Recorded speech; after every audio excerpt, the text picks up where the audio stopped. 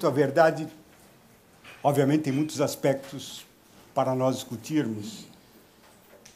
Eu escolhi entre os dois termos que compõem a expressão direito à verdade, mais o segundo do que o primeiro. Direito à verdade me provocou a pergunta: e a verdade? A direito a que nós temos? Claro, conjugado com a expressão que também envolve muitas discussões, direito, talvez no sentido de direito subjetivo, e aí a pergunta de qual sujeito, quem é o sujeito, etc. Mas a questão que me parece importante, até porque ela foi afirmada reiteradamente ontem, acho que todo mundo percebeu, a questão que chama a atenção é a questão da verdade dos fatos. Na apresentação de ontem isso ficou bastante evidente, me pareceu. E eu gostaria de começar o prólogo fazendo uma pequena introdução a esse tema, que certamente será retomado ao final, quando nós encararmos a questão do ponto de vista filosófico. Quando nós falamos de direito à verdade, nós estamos lidando com um tema importante, que é o tema da memória, o tema da lembrança, o tema de lembrar-se de. Esse tema ele é forte na percepção humana. O Bergson disse, por exemplo, que nós somos memória. A gente se torna o que é mediante memória. Eu gostaria de começar com uma pequena lembrança pessoal. Há muitos anos atrás, acho que foi na década de 70, não me lembro exatamente o ano, eu estava numa festa de aniversário, na casa do Celso Laffer. E, no meio da festa, me procura um dos membros da Comissão da Verdade, José Carlos Dias, me puxa de lado e me pergunta: você conhece ou conheceu a Eleni Guariba? Eu falei: claro, minha colega de turma na Faculdade de Filosofia. Aí ele me disse: acabo de receber a notícia de que ela foi barbaramente torturada, foi morta e foi jogada no meio do mar. No meio daquela festa, aquilo me deixou chocado, óbvio. Eu nem soube o que dizer a ele. Uma lembrança, para mim, emocional, forte, e que me ficou guardada. Tenho também na memória uma outra lembrança, essa contada, igualmente como a primeira, mas contada pela minha mulher, que, recordando-se dos tempos do regime autoritário, me dizia que soube que o pai dela, que era médico militar, um belo dia foi chamado, estava no quartel, foi chamado para atestar a morte de alguém. Enfim, um atestado de óbito. E ele, tecnicamente, perguntou: cadê o corpo? E aí disseram para ele: não tem corpo. E ele respondeu: se não tem corpo, não tem atestado. Foi preso, ficou 6 meses preso. Nos dois casos, talvez a gente lide, ou comece a lidar com esse tema da verdade. Eu, pessoalmente, não tenho dúvida nenhuma do que me disse José Carlos Dias a respeito da minha colega, até porque, anos depois, eu vi o nome dela numa das listas de desaparecidos. Também não duvido do que disse minha mulher, conheci meu sogro, sabia que perfil de homem ele tinha. Por outro lado, quando eu penso naquilo que ele recusou a fazer, isto é, atestar sem ver o corpo, também penso que, nesse caso, eu estou diante de um fato um pouco diferente dos outros dois fatos. ele também estava ali para atestar uma morte. E tinha que ver o corpo. Esse atestado era um atestado da verdade das causas da morte. Eu insisto nisso para mostrar, de princípio, uma pequena nuance entre os dois fatos. Ambos eram fatos. Um fato relatado, como certamente serão inúmeros os fatos da Comissão Nacional da Verdade. Outro era um fato técnico.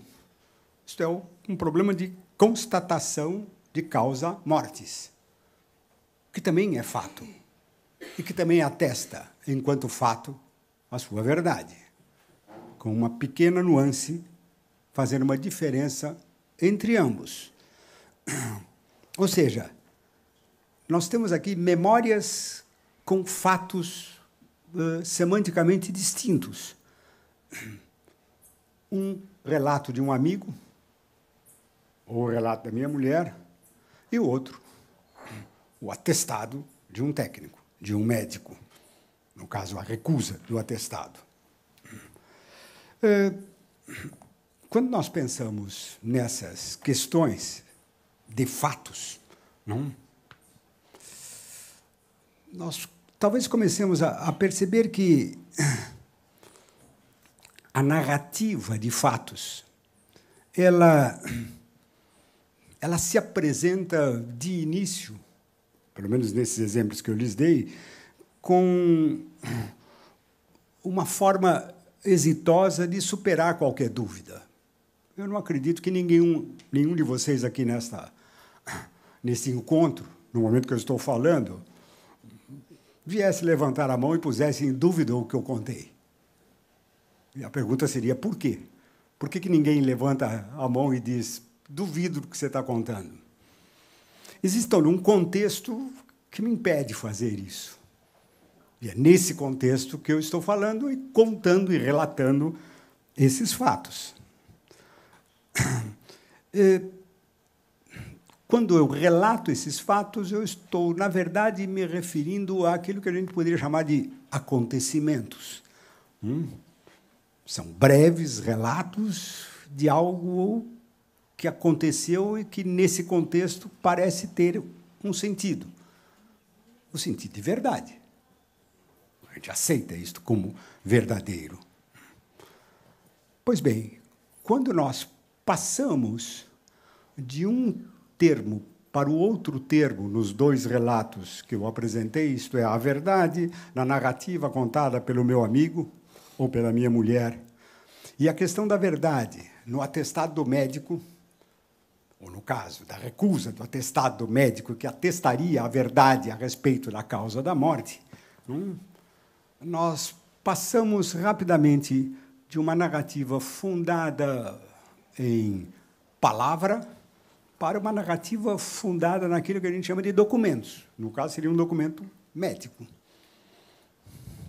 E isso me traz à lembrança um texto de Hannah Arendt, no seu diário de pensamento, logo no...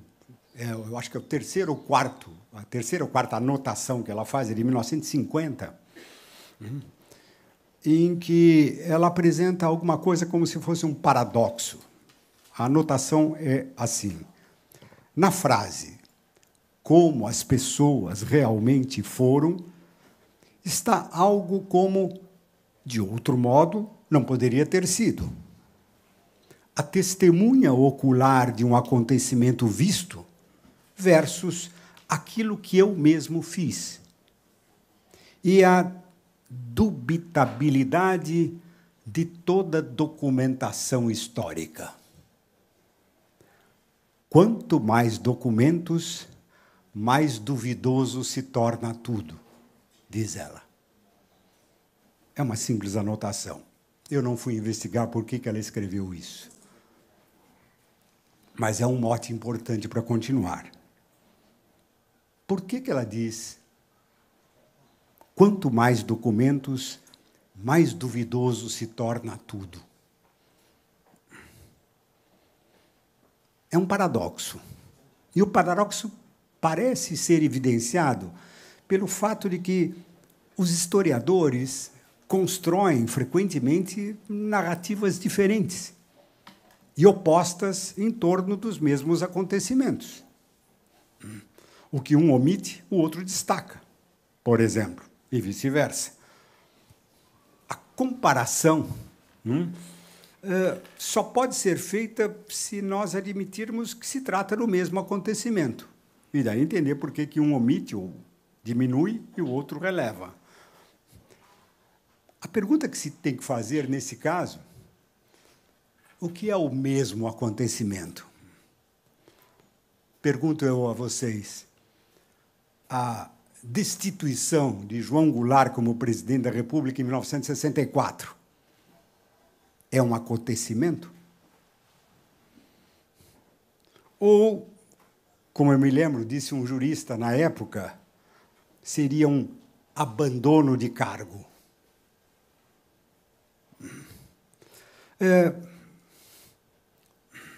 Para ganhar clareza, uma afirmação do primeiro como do segundo tipo teria que ter um olhar sobre todo o movimento militar, e nós vimos onde isso acentuado, todo o movimento militar do regime autoritário de 1964, que começou em 64. E aí uma outra pergunta: o movimento ou o regime militar de 1964 é um acontecimento? De todo modo, não?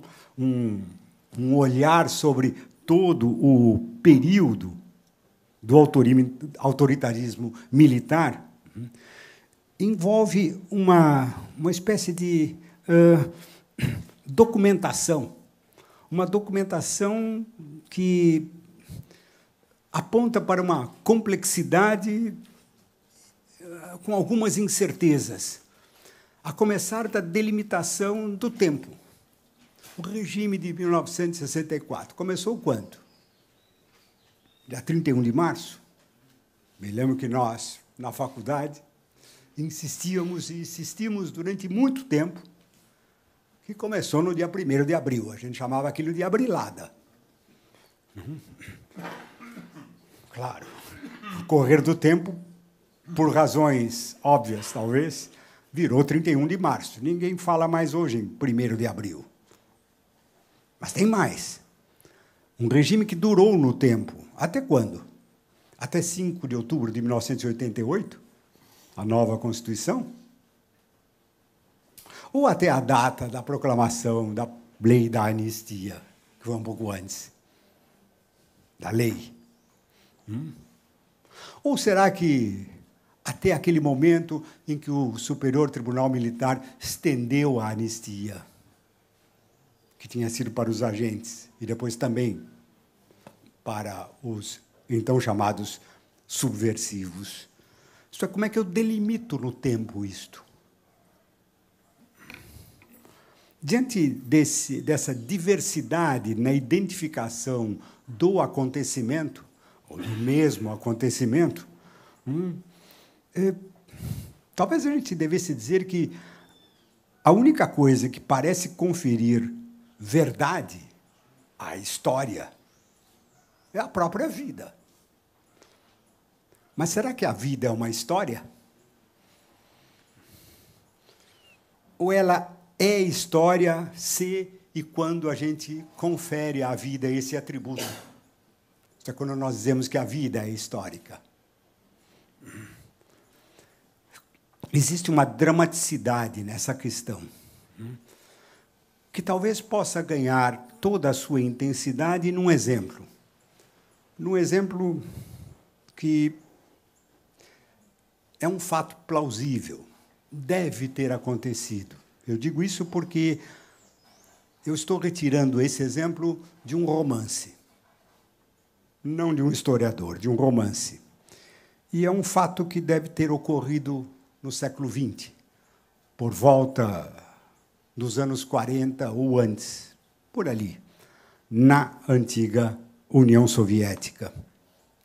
Eu me refiro a um livro de Arthur Koestler, escrito em inglês, e publicado em 1940, chamado O Zero e o Infinito. Portanto, na plenitude do stalinismo. Existe um diálogo nesse romance que me parece significativo entre dois personagens. Um se chama Rubachov. Rubachov é um ex-líder, no livro, um ex-grande líder revolucionário, fez a revolução com Lenin, e agora está preso por discordar das orientações do partido. E o outro é um antigo subordinado dele, chamado Gletkin. Gletkin agora é o seu algoz, é quem o interroga.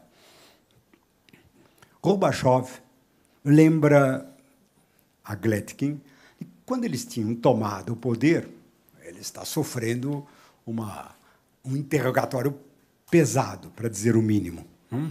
Ele lembra que, quando eles tinham tomado o poder, eles quiseram eliminar toda a sorte de violência em interrogatórios. Leia-se, tortura. E o outro, Gletkin, lhe diz que, no começo, ele agia e ele pensava também assim. Mas depois ele começou a aprender que isso não funcionava. Porque um camponês, um mujik, um camponês russo, quando era interrogado porque estava escondendo a sua colheita, ele estava acostumado à pancada e entendia a razoabilidade do inquisidor como um sinal de fraqueza. Então, não dava para continuar desse jeito. Rubachov conclui, então, que tudo não passava de ilusões. A tal sociedade sem violência. Gletkin diz para Rubachov: você é um cínico. Pois não é bem assim. Neste momento histórico atual, ainda não se pode acabar com a violência, leia-se tortura, que daqui a 100 anos será abolida, quando todos tiverem entendido o que nós estamos fazendo. E Rubachov contesta, em resumo: eu sou o cínico e você é o moralista? Essa relação, ou nessa relação entre poder de inquirir e o direito de dizer ou omitir alguma coisa dentro de uma estrutura organizacional, e é disso que estava se falando, surge o tema da moralidade e da amoralidade, na forma do cinismo. E, nesse contexto peculiar, é que ocorre o envolvimento do que seja ou do que deva ser afirmado como verdadeiro. E isso a gente pode ver no relato seguinte, extraído também de um diário, no romance, um diário do personagem Rubachov, do ex-líder.